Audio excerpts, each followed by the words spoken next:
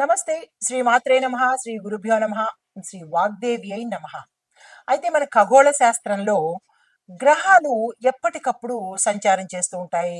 ఇక్కడి నుంచి ఈ రాశిలోంచి ఆ రాశిలోకి ఇలా తమ చలనాలను ప్రారంభిస్తూ ఉంటాయి. అయితే ఈ చలనాలు, ఈ పరిభ్రమణలు ఒక్కొక్కసారి 2 గ్రహాలు, ఒక్కొక్కసారి 3 గ్రహాలు ఇలాగా వాటి భ్రమణంలో, వాటి పయనంలో కలుసుకునే అవకాశాలు కలుగుతూ ఉంటాయి. ఈ అవకాశాలని మనము సంయోగము అంటాము. అయితే ఈ సంయోగాలు కొన్ని కొన్ని పాపగ్రహాలు, కొన్ని కొన్ని మంచి గ్రహాలు కలిసి ఆహ్, విపరీతమైన ఫలితాలు కొంతమంది ఇస్తే, కొంతమంది మంచి ఫలితాలను ఇస్తూ ఉంటారు. అయితే 2 పుణ్యగ్రహాలు కలిస్తే వచ్చేవి రాజయోగము, మహారాజయోగాలు కలుగుతూ ఉంటాయి.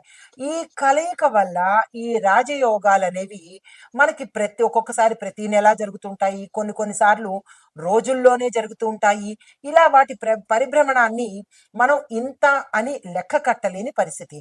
అయితే దృక్పంచాంగం ప్రకారము, జ్యోతిష శాస్త్ర ప్రకారము గ్రహాలు నిర్దిష్ట సమయంలో ఒక రాశి నుంచి, అంటే ఈ పర్ఫెక్ట్ టైం నుంచి ఈ పర్ఫెక్ట్ టైం వరకు సంచారం చేస్తే ఆ సంచారాలు, ఆ గ్రహాల సంయోగము, ఆ సంచారాన్ని మనము మహారాజయోగము అంటామన్నమాట.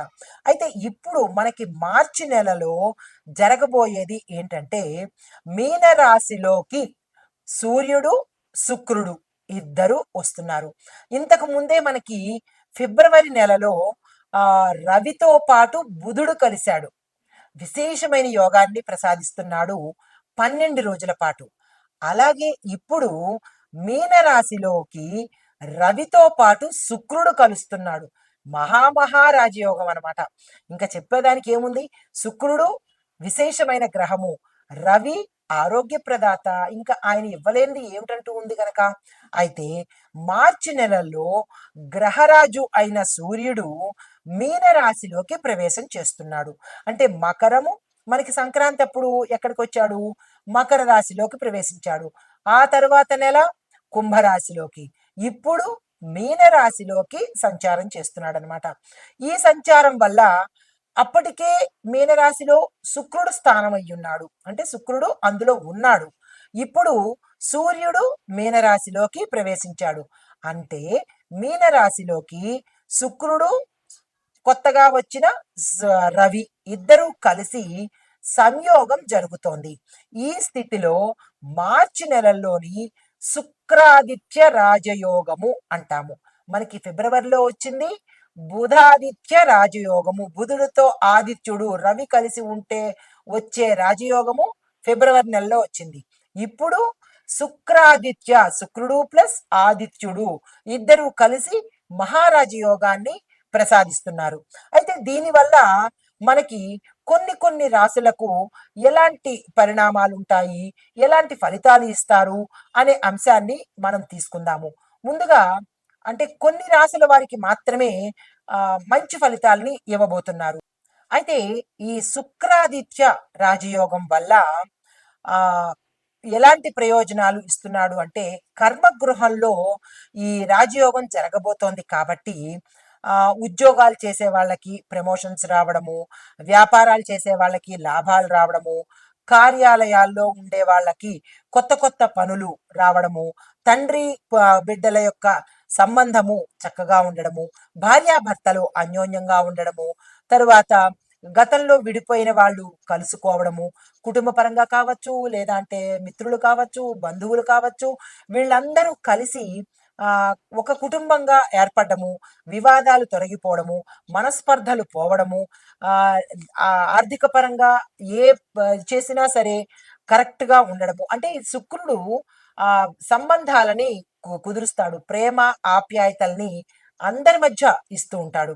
అయితే అలాంటి వాటితో పాటు మనం ఏదైనా పెట్టుకోవాలన్నా, కొనుక్కోవాలన్నా, ఇలాంటి ఆర్థిక పరమైన లావాదేవీలు చేసుకోవాలన్నా, ఇలాంటి వాటన్నిటికీ కూడా ఈ శుక్రుడు మంచి చేస్తాడు. దీనితో పాటుగా కొంతమందికి ఆర్థిక పరమైన ఇబ్బందులే కాకుండా శారీరక పరమైన ఇబ్బందులు, కుటుంబపరమైన సమస్యలు కూడా ఉంటుంటాయి. పిల్లలకి తల్లిదండ్రులకి పడకపోవడము, లేదంటే భార్యాభర్తలకి పడకపోవడము, ఇలాంటి కొట్లాటలు రావడము, అనవసరమైన అపనిందలు పడడము, ఇలాంటి గతంలో ఏదైతే చెడు అనుభవించారో ఆ చెడు ఫలితాలన్నీ ఈ ఆదిత్య శుక్రుడు కలిసి తీసివేసి మంచి జరగబోయేందుకు వీరిద్దరూ ముందుకొస్తున్నారు.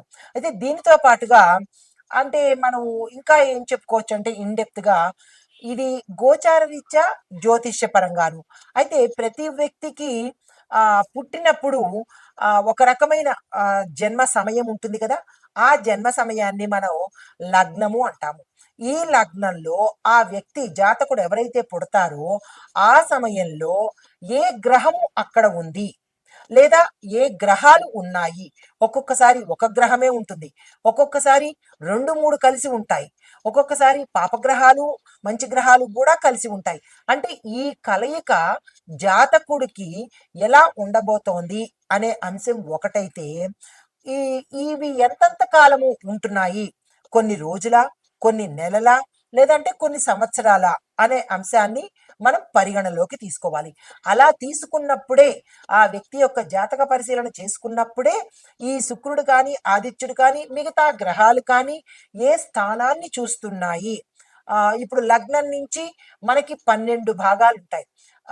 ఈ భావాలు ఏ భావాల్లో ఈ గ్రహాలు చూస్తున్నారు అంటే, వ్యాపారం చూస్తున్నారా, కెరియర్ చూస్తున్నారా, అంటే భార్యాభర్త కళత్ర స్థానం అంటారు, ఆ కళత్ర స్థానం సప్తమాధిపతిని చూస్తున్నాడా, ఆ సప్తమాధిపతిలో ఎవరు ఉన్నారు, ఇలాంటివన్నీ మనం పరిశీలన చేసుకుంటే వీరు ఇచ్చే ఫలితాలు మనకి ఆపాదించబడతాయి.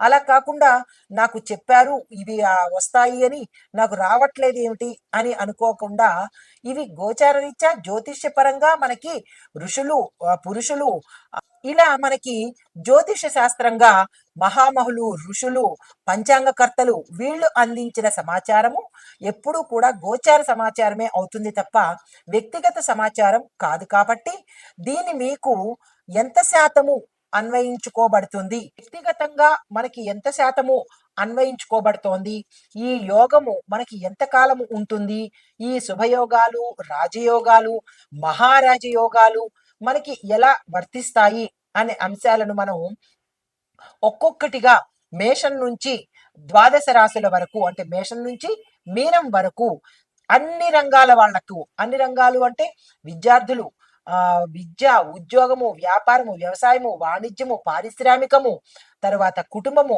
ఆరోగ్యము, రాజకీయ రంగము, ఐటీ రంగము, చిత్ర పరిశ్రమ, క్రీడాకారులు, ఇలా 12-15 మందిని మనం తీసుకుని వారికి ఎలా ఉండబోతోంది అనే అంశాన్ని విపులీకరంగా సవివరంగా నేను మీకు తెలియచేస్తాను.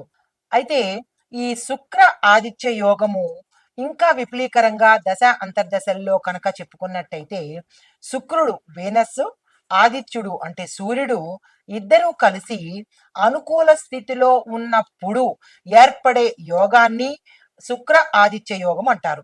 అయితే ఈ యోగం ఉన్న వ్యక్తులు సామాజికంగా గౌరవవంతంగా ఉంటారు, అధికార స్థానంలో ఉంటారు, శ్రేయస్సుని పొందుతారు. అంటే ఈ 3 యోగాలు ఈ యోగం వల్ల కలుగుతాయి.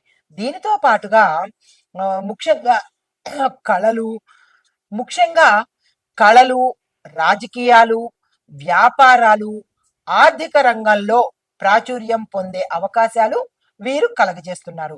అయితే ఈ యోగం ఏర్పడడానికి అసలు కారణం ఏమిటి అంటే, శుక్రుడు, సూర్యుడు కలిసి ఉన్న దశలో లేదా దశాంతరంలో కనుక లగ్నం నుంచి 2వ, 5వ, 9వ, 10వ స్థానాలు, దానితో పాటుగా 11వ స్థానంలో ఉన్నట్టయితే కనుక, మరీ ఎక్కువగా దోషాలు లేకుండా ఉంటే కనుక ఈ యోగము కలిగిన వ్యక్తికి ప్రభుత్వ హోదా ఉంటుంది, రాజకీయ హోదా కలుగుతుంది, వ్యాపార విజయాలు, కళల్లో కీర్తి ప్రతిష్టలు, సంపద, ఇలాంటివన్నీ కలుగుతాయన్నమాట.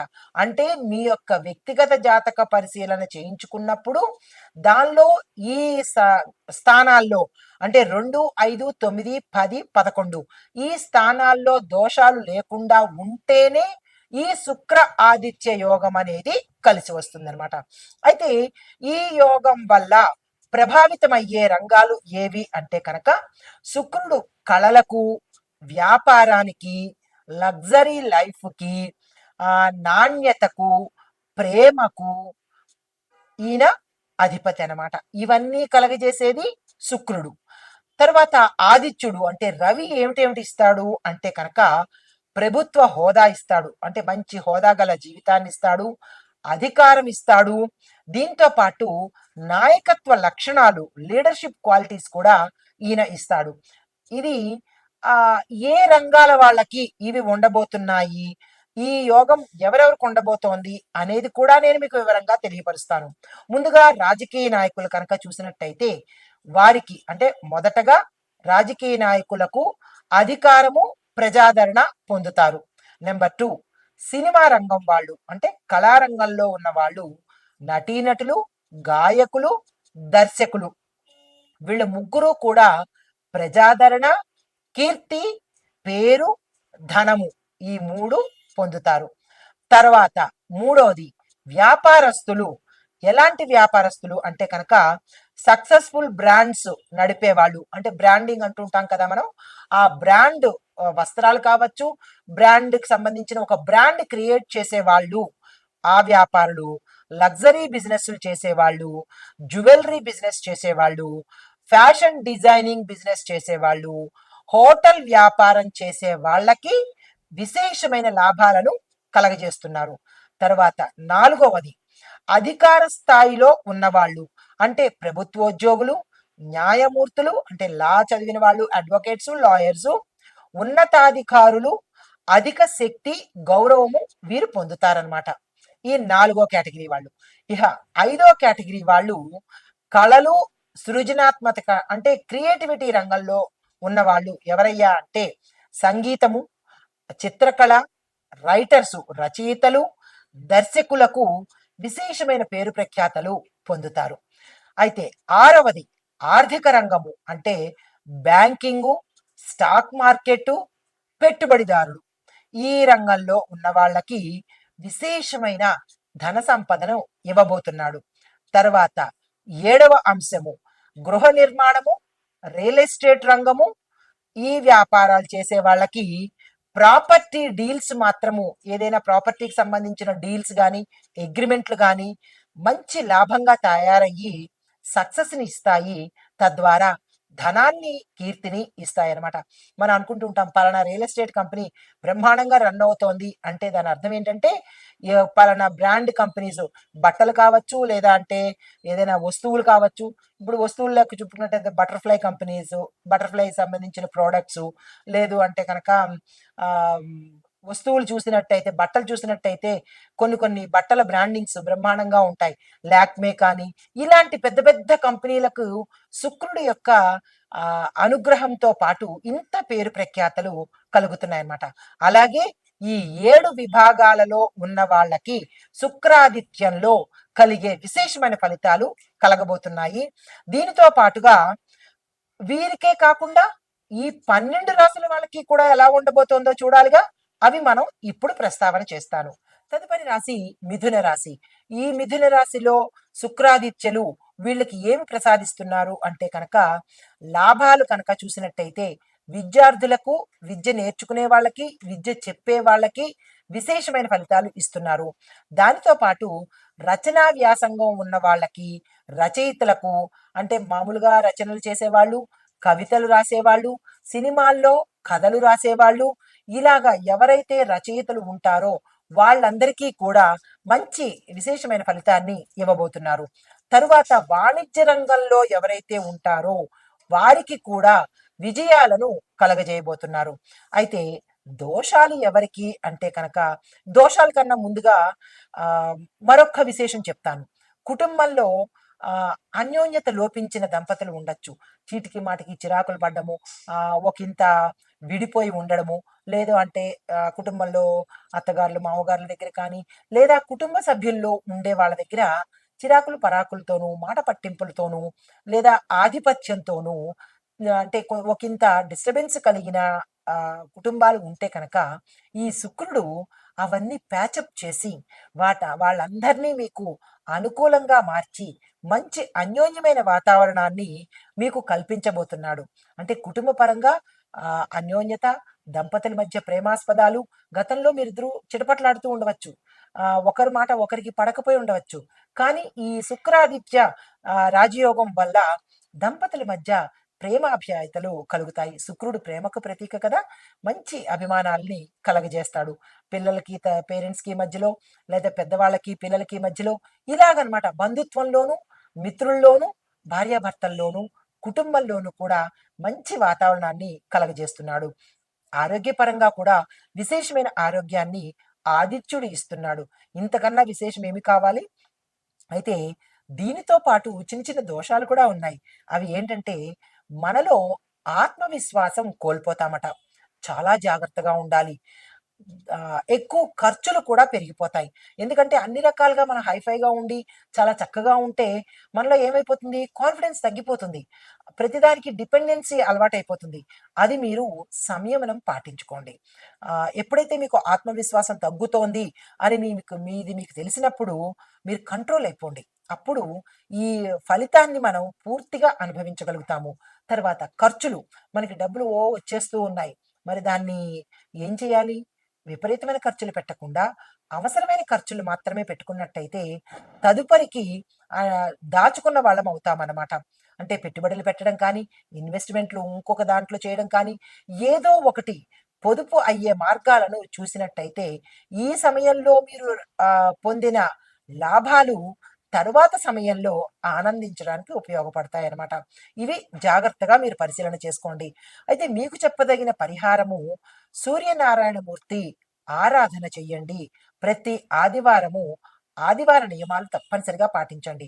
అంటే ఆ స్వామికి మద్యము, మాంసము, బ్రహ్మచర్యము అంటే మద్యాన్ని తినకూడదు, మద్యాన్ని తాగకూడదు, మాంసాన్ని తినకూడదు, బ్రహ్మచర్యం పాటించాలి. ఇవి నిష్టగా పాటిస్తేనే రవి యొక్క అనుగ్రహం మీకు కలుగుతుంది. ఏమాత్రం మీరు పెడచెవిన పెట్టినా రవి యొక్క ఆగ్రహానికి గురికాక తప్పదు. చాలా జాగ్రత్తగా వ్యవహరించండి.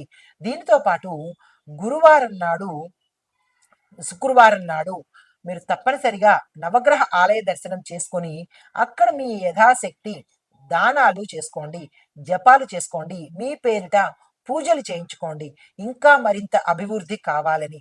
దీనితో పాటుగా శుక్రవారం నాడు అమ్మవారి ఆలయ దర్శనం చేసి తెల్లని వస్త్రాలను ధరించి ఆ తల్లికి తెల్లని పుష్పాలను కనుక సమర్పించినట్టయితే, తెల్లని స్వీటు పేదలకి ఇచ్చినట్టయితే కనుక మీరు ఏవైతే సుఖ సంతోషాలు పొందారో ఆ సంతోషాలు స్థిరంగా ఉండే అవకాశము, స్థిరంగా ఉండే ఆశీర్వాదము మీరు పొందిన వాళ్ళు అవుతారు.